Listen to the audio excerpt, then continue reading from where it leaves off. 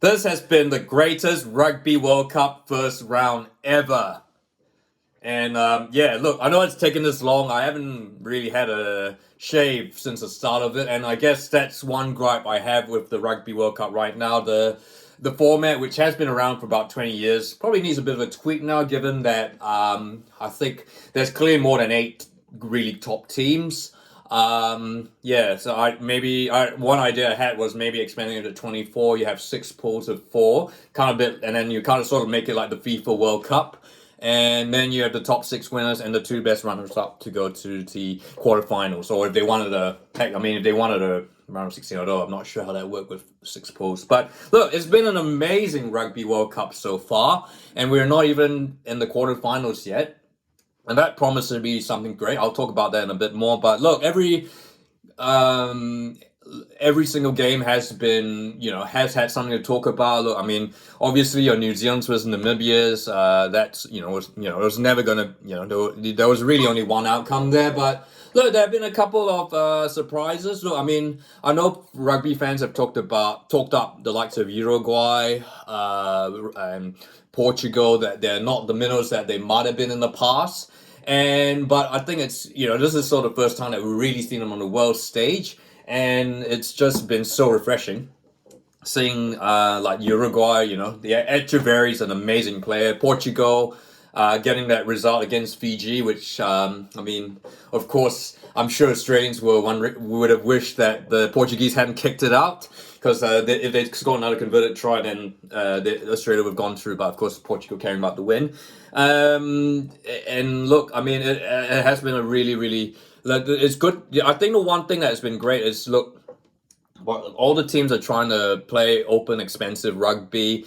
And their forwards are, there's a sort of like system and structure with the forwards. And look, I think it's credit to the coaches and philosophy sort of moving around the world a bit by World Rugby to expand the game. And look, certainly, I think the beneficiary of that is the Pacific Islands. And look, we've seen Fiji just about go through. They beat Australia.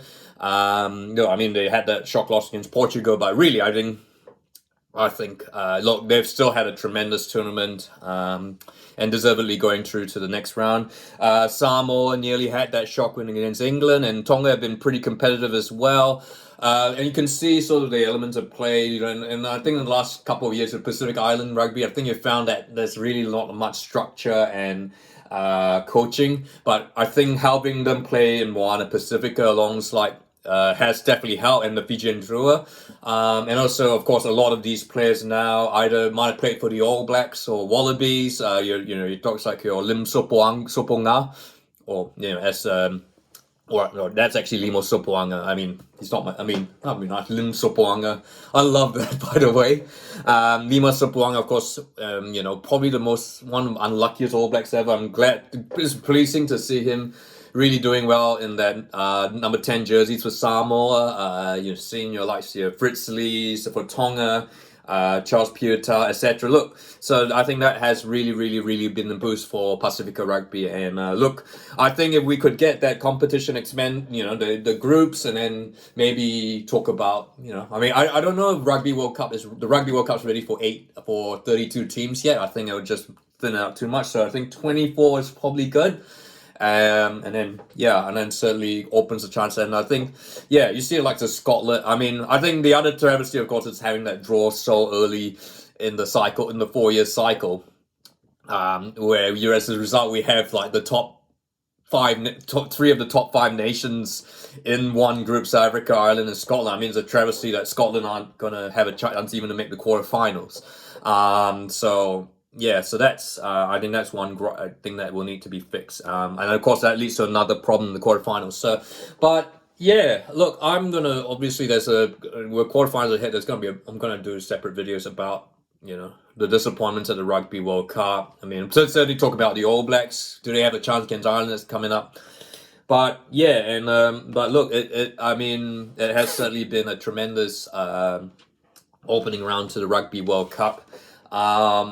And look, I think it does identify the fallacies. I think obviously the draw needs to be done much later. maybe 9 months. I think it's about time. I don't understand why it has to be done so early in the cycle. Like, why does it have to be done 2 years before? When there's so much that's going to happen with the teams. You've seen likes of Wales, England decline now. They're not, they don't really deserve to have their own protection on that side of the draw. Although, I guess having said that, I think when it comes semi-final time, I think we're really going to see the cream of the crux come through. I think, which kind of means the semi-final is going to be a bit of a dud. I think the quarterfinals is going to be really the bee's knees for this rugby fans. You got our Wales versus Argentina. That's the first quarterfinal. And you've got Ireland versus New Zealand, which I think that's going to be one of the quarterfinals to watch, and I'll talk about that more during the week. Then you've got England versus Fiji. Well, I think no offense to Fiji, but you'd think England should have that, even though Fiji did recently beat England at Twickenham. And then, of course, South Africa versus France, which I think is up there with New Zealand versus South Africa, New Zealand versus Ireland as one of the quarterfinals. And I think, correct me if I'm wrong, I think Ireland or New Zealand, they'll play Wales. They play the whoever on the opponents on the same day. So yeah, so it's Ireland, New Zealand versus Wales, Argentina, and South Africa, France versus England, Fiji. So again, England seem to have a free route to the World Cup final, it seems, because and then they seem to have something against the French. I wonder if the French, of course, will be thinking about that 07 debacle in the semi-finals. And of course, yeah, look, we talked about TMOs and all that, but I think it's definitely improved over time. Look, we know that people have to just got to get used to that. This is rugby now. They're always going to police anything to hit is going to be policed really, really significantly and be clamped down. But I think the TMOs have definitely improved. I think they've started becoming clearer. And look, I mean, have your gripes about refereeing compared to 10 years, but that's just not, the game has changed. So I think we're just going to have to move on. But it's just, I'd like to hear your thoughts. Is this the best opening round of the Rugby World Cup in history? I think it is. I think people are going to say, yes, it's been the most competitive. And what do you look forward to in the quarterfinals? Look, there's going to be a lot more talk about this coming up in the coming days. If you do like this video, and feel free to subscribe, please.